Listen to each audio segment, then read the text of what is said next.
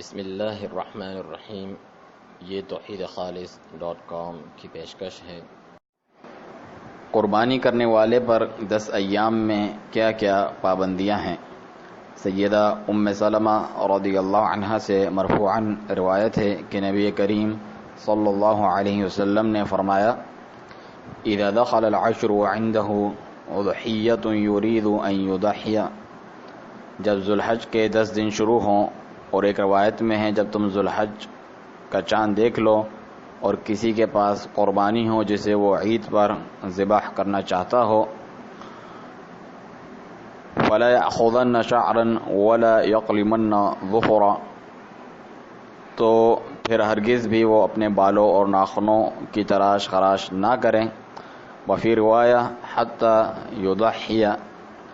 یہ صحیح مسلم کی روایت ہے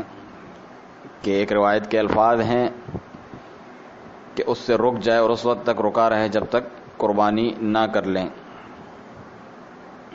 اور سنن نسائی کی روایت جسے شیخ البانی نے صحیح فرمایا، اس کے الفاظ میں یہ بھی اضافہ ہے: وَلَا مِن بَشَرِهِ شَيْءً، جلد میں سے بھی کچھ تراش خراش نہ کریں۔ شیخ محمد بن صالح العثیمین رحمہ اللہ اپنے فتاوی میں فرماتے ہیں کہ یہ حکم صرف اس شخص کے ساتھ خاص ہے